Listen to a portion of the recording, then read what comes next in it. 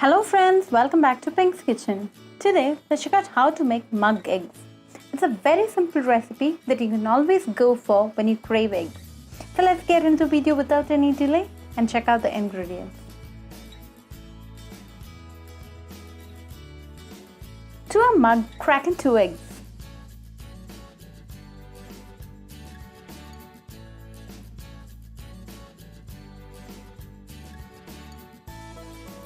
Add in a tablespoon of milk, quarter tomato finely chopped,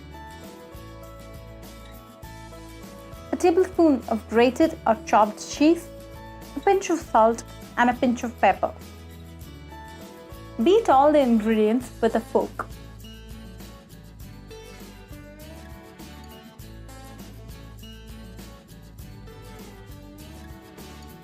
Microwave for 90 seconds. Delicious mug eggs is now ready to serve. Sprinkle some fresh coriander leaves and serve it hot and enjoy it with your family and friends. Do subscribe to our Pink's Kitchen channel and click on the bell icon for latest updates. Happy cooking and thanks for watching this video.